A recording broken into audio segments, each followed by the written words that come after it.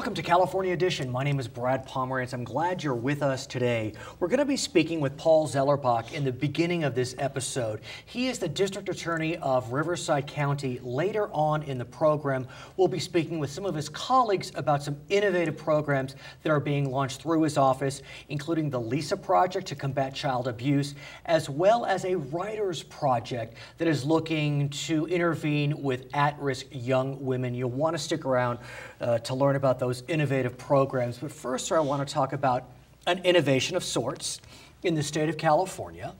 As you know, the U.S. Supreme Court last year ruled that California state prisons were operating in a way that were cruel and unusual. They called it cruel and unusual punishment. And as a result, the governor and the legislature passed a massive realignment scheme of prisons. Lower level offenders are being sent not to state prisons, but county jails, such as in Riverside. Correct. Realignment is the most dramatic change in the criminal justice system in the state of California since I've been involved. I mean, in a generation, if not more. Well, 34 years I've been in the criminal justice system. And you were a judge. I was a judge for 11 years. I've been a prosecutor now for, 25. So you know about the criminal justice system, and you know about the pressures of the criminal justice system. But now being on this side of the fence and not the judging side where you simply send the prisoners to jail, you are having to deal with the realities of what has become, as I understand it, overcrowded county jails. Well, in Riverside County, we're facing a very tragic situation. We have in Riverside County approximately 3,900 jail beds. Our neighbor, San Bernardino County, to the north, has over 6,500 jail beds. And as I understand it, the county of Riverside is under a federal court order that's almost 20 years old. Correct. That prevents the county from adding beds unless they add housing. Correct. And so what's been happening is Riverside County Jail System through the Sheriff's Department has had to release over 2,000 inmates. This is just since January of this year. They've had to early release over 2,000 inmates. But Realignment's not an early release program. It's not a system whereby you are getting out get out of jail free card. Correct, but what's happening is through Realignment now, the counties throughout the state of California are being required to house people who were previously had gone to state prison. Now they have to serve those sentences, sometimes 15 and 20-year sentences in county jail. And let's talk about that, because there is no doubt that the intention of the program was that folks who received sentences under 3 years would be appropriately served in county jails. The three nons, non-sexual, non-violent, non-serious. But because of enhancements, like you said, some of these, quote, low-level offenders are winding up with 10-year sentences. County jails, as I understand it, really aren't equipped for that. Well, if you think about it, county jails were built and constructed under the premise that it's short-term housing, a year at most.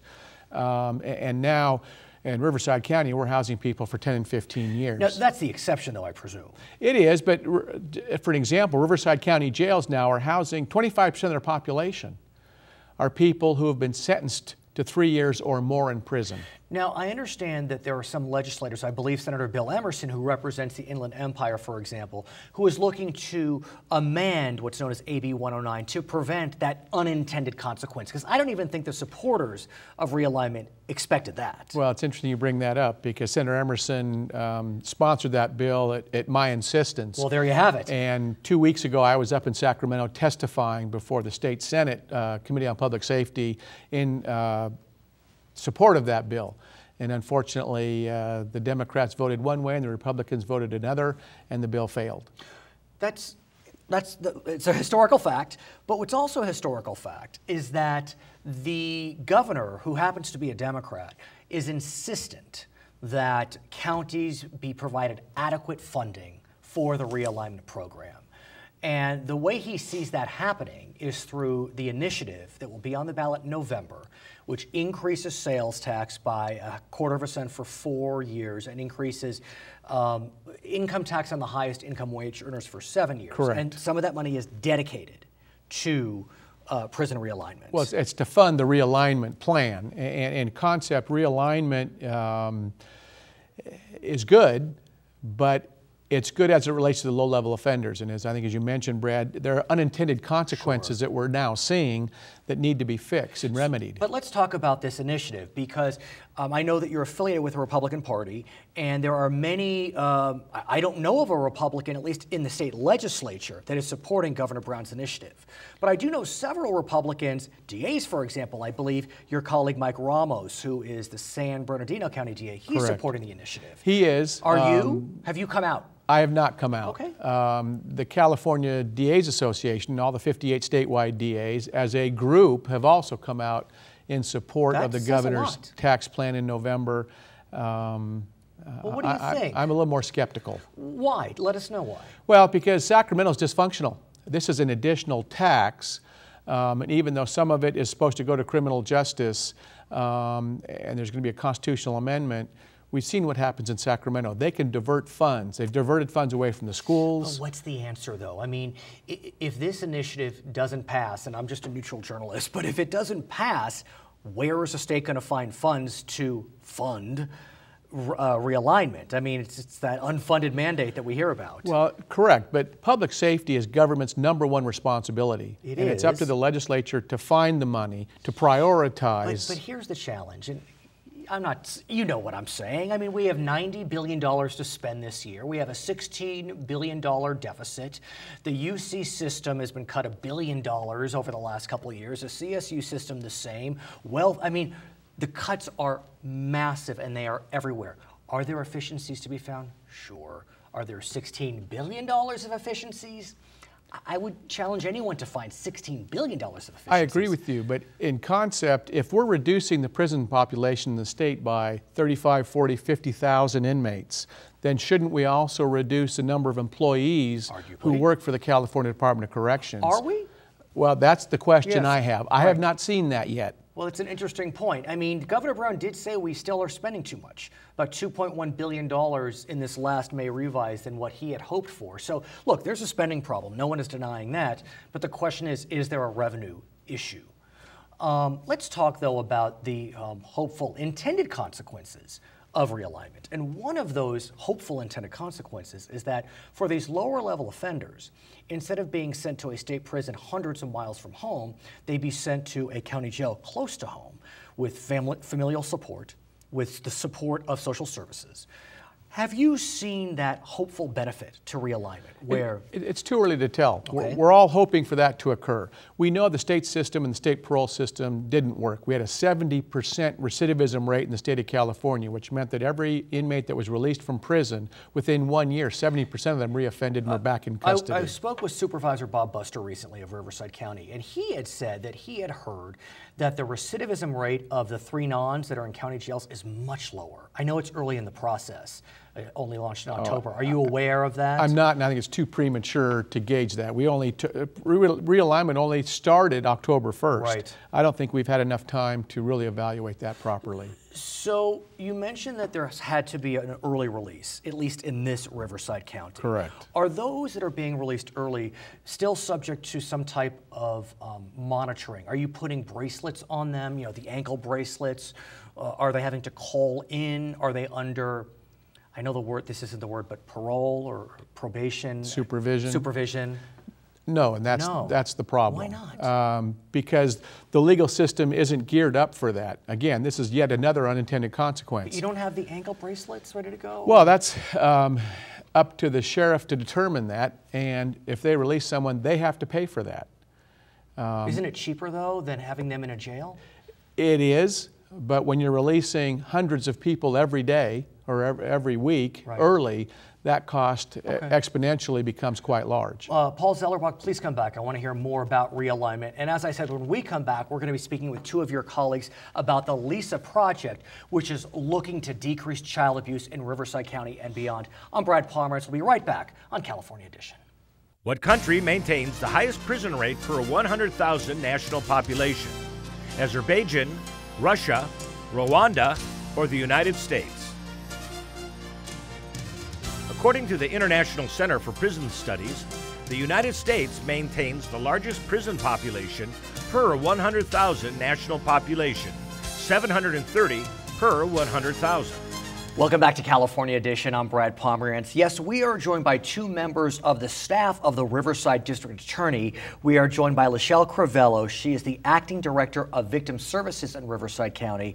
And we have Chief Deputy District Attorney David Greenberg. I want to thank you both for joining us very much. I know that you are working on a project that actually launched in San Joaquin County. It's called the Lisa Project. Why don't you tell us about the Lisa Project, Lachelle? Sure, Brad, thank you.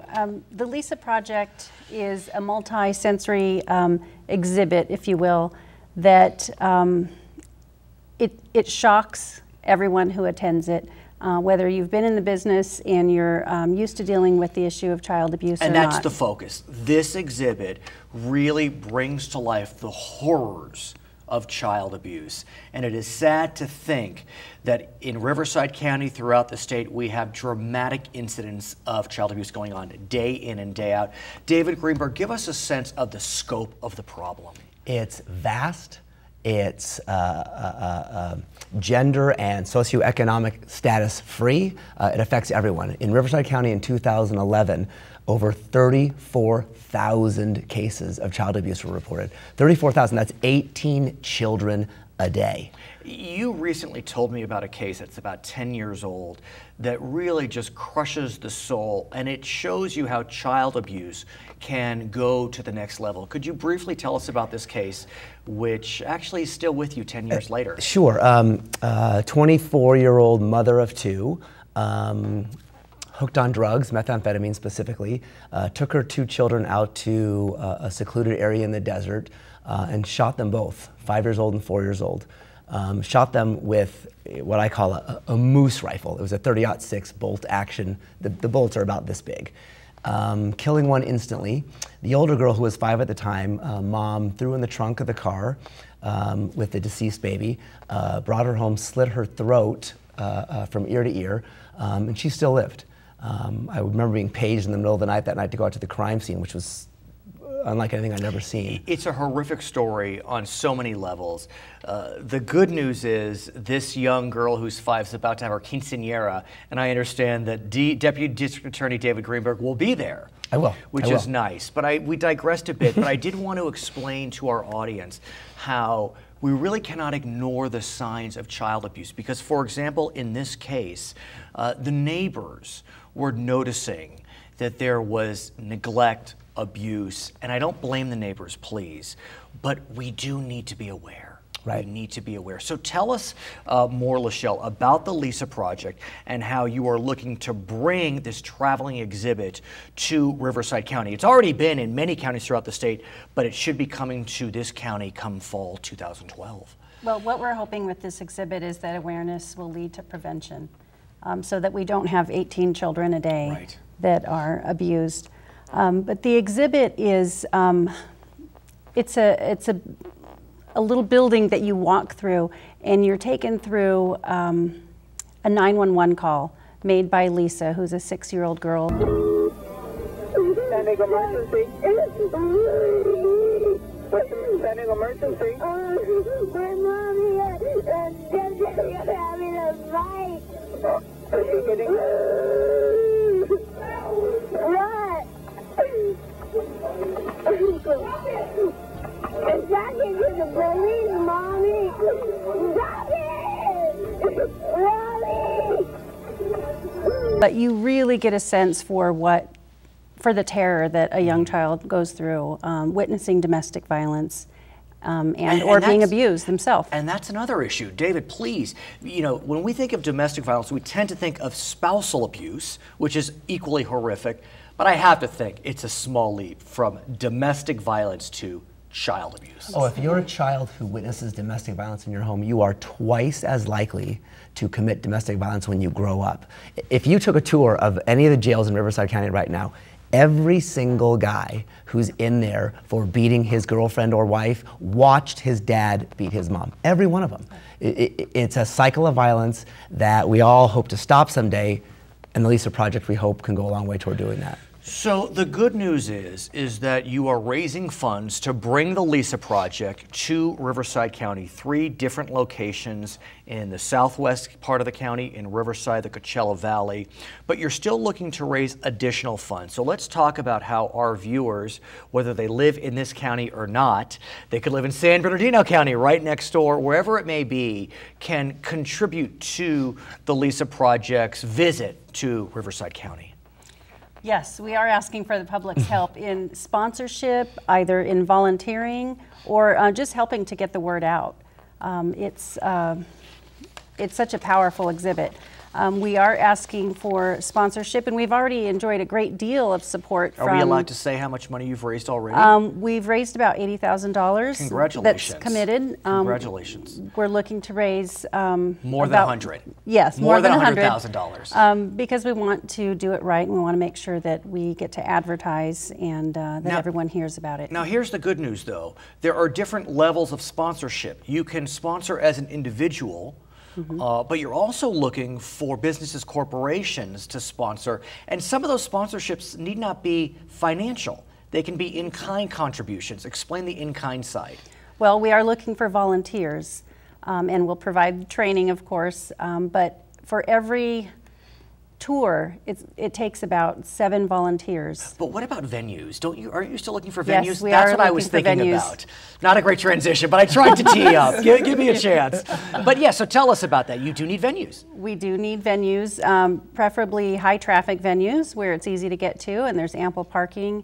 And of course, it would help if there were no costs involved. Yeah, the actual exhibit is like a how big is it? It's like a double wide trailer that you walk through, and the first room is an experience of a child whose parents are physically fighting. The second room is sexual exploitation. So could the exhibit be in a parking lot? That's where they typically are, in big mall parking lots, and that's what we need. People. I'm just thinking of all the parking lots in Riverside County of big malls. There are so many of them.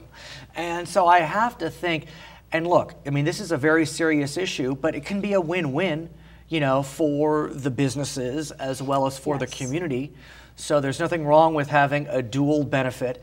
So tell us more about what we will see as we walk through. I cut you off. And I also think it's important that we describe who's the appropriate visitor to the Lisa Project, because it's appropriate for some but not others. Yes. It's suggested that anyone under 13 not attend. Okay. If they do, with their parent, they just won't be giving an iPod. So they won't hear the audio, they won't hear the voices, and they won't hear any of the sound effects, but, you know, they can walk through with their parents. So as you walk through the first trailer, what are you seeing, David Greenberg? There's multiple rooms. The first room is the Lisa room, which is her making a call about her parents in a physical fight. The next room is a sexual exploitation room. The next room is a room where the parents are gone, using drugs and abandoning the child, basically. And these rooms, I mean, Lachelle said it in the beginning of her talk, we do this for a living. We've seen this way too many times. It's shocking. I mean, it's a tactile, emotional experience. Do we know what happened with Lisa of the Lisa Project? Well, kind of going back to the cycle of violence and statistics, it is known that Lisa grew up and became involved in a domestic violence situation herself, where her own child had to call 911. And it's reported that today she's living a violence-free life and is happily, you know, not involved in anything like that, but I think it just goes to show that the cycle continues unless you do something to stop it. David, why is the office committed to this project? This is what we do, right? We prosecute bad guys and we help victims. It's perfectly in line with the mission and goals of the District Attorney's Office, specifically our Family Justice Center. In a perfect world, we're proactive and we stop crime before it happens, and there's no need for us, right? And speaking of, when we come back on California Edition, we're going to be speaking with one or maybe two of your colleagues about another project that's called the Women Wonder Writers Project. And that project is looking to intervene with at-risk young teenage girls in Riverside County to prevent them from becoming victims or perpetrators. So I'm excited for them to join us on the program, and I thank you so much for joining joining us and for telling us about the LISA project. We'll be right back on California Edition. What state faced the highest per capita rate of unique victims of child abuse in 2010? Alaska, Arkansas, District of Columbia, or New York? According to the U.S. Department of Health and Human Services, the District of Columbia faced the highest per capita number of unique victims of child abuse in 2010, over 23%. Welcome back to California Edition. We are speaking with another two individuals who are working magic innovation within the Riverside County District Attorney's Office. Clearly a hotbed of innovation, and I want to speak with two of those individuals. Debra Postil, she is an attorney, a deputy district attorney in Riverside County. She's also a novelist herself. She recently published The Mamacita Murders.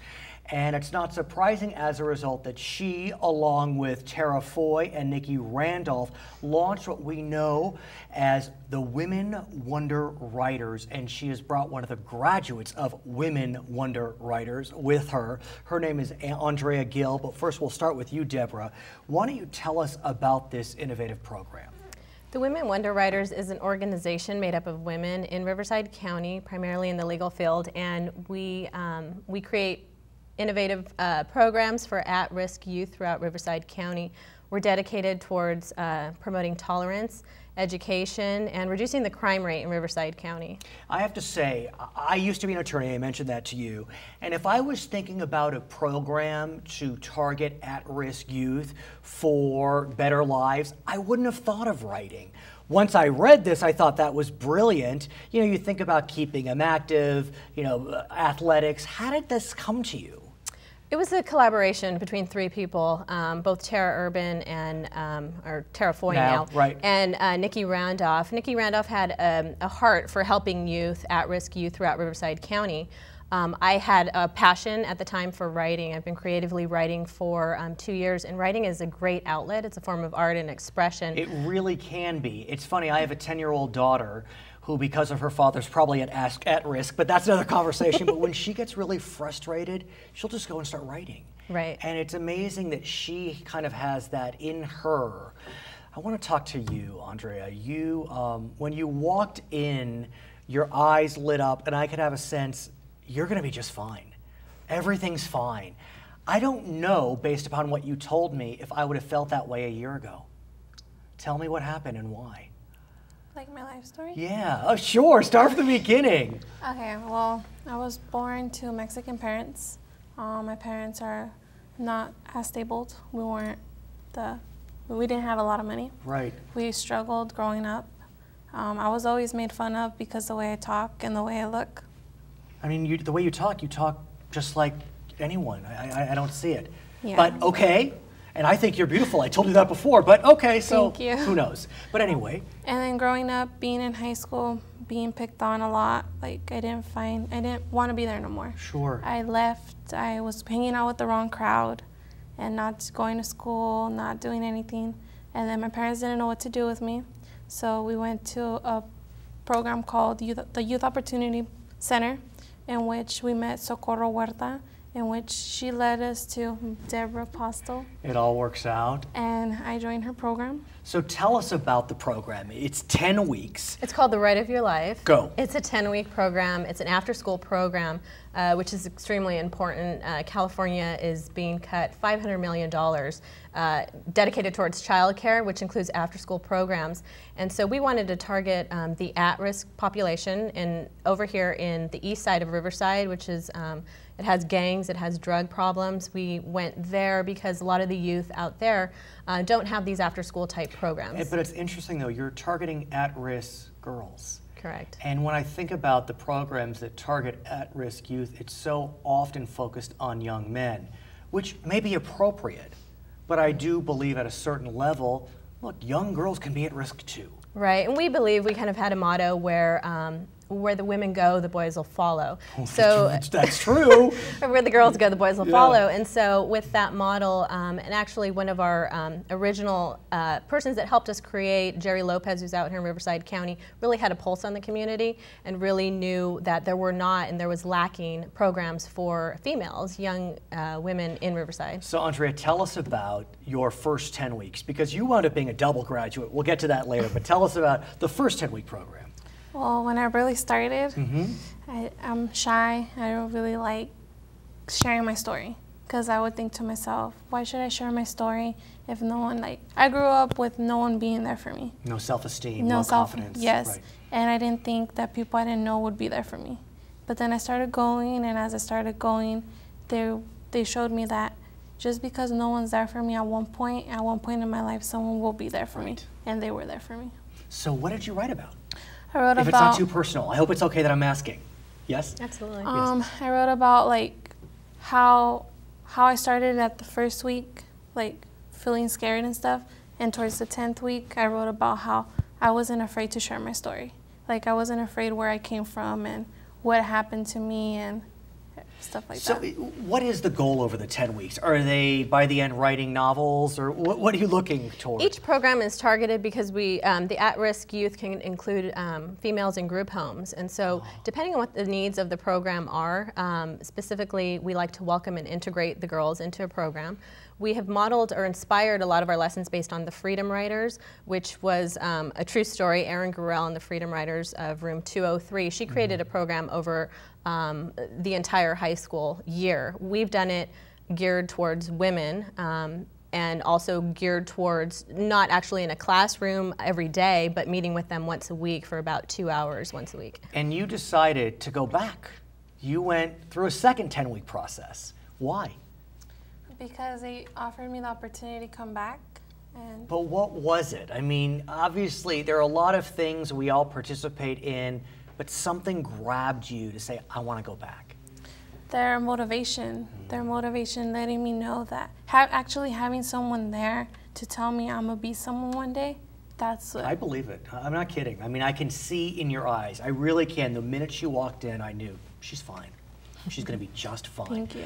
But we're not done.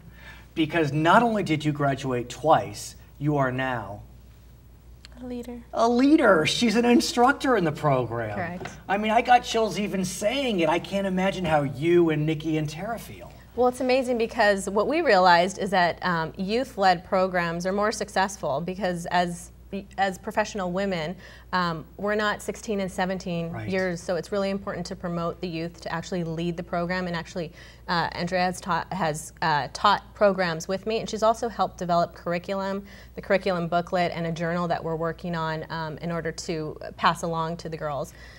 How do you feel? I feel good because it's a good opportunity for me. It's not only I could share what I learned to other girls, and if I went through it and I'm successful, they could be successful too. And what's remarkable is, God, is it a year ago? Yes. You are now enrolled at Riverside Community College. You aspire to be a writer yourself. You're a leader, you're an instructor. I mean, you really are on your way. And I have to think for you, Debra, this is the best gift of all. It absolutely is. Andrea shared the news with me a month back that she had a scholarship to UCR, University of California at Riverside, and UCLA, which is my alma mater. What? You kept that from me? I'm only finding this out now? So now what? She's on her way to college. When? In a couple of months, hopefully. Do you know where you're going? Have you decided which? I mean, they're both great campuses. In between both of them. Not sure yet. What I want to ask you, Debra, is earlier in our program I spoke with two of your colleagues about the LISA project. And that project is statewide. It actually launched in San Joaquin. This is a homegrown program. So are you thinking of taking it to the other 57 counties? Oh, absolutely. And beyond California, into the juvenile justice system, the prison system, I'd like to see district attorney's office across the country create, innovate, and implement these types of programs. I mean, in your spare time? I mean, how are you going to do this? I'd like to grow it. We're working on getting our 501c3 status. We're currently, there's a lot of support and funding. We just need to tap into it. It is small grown, and we have grown it throughout Riverside County. We have started with one program, but we have it running in 7 different locations. We've graduated 54 young women from our program, and we've actually grown it to have about 23 instructors. I'm completely inspired. Congratulations, congratulations. Thank you so much for joining us. If you want to learn more about Debra's program, Andrea's program too, womenwonderwriters.com. Thank you so much for watching California Edition.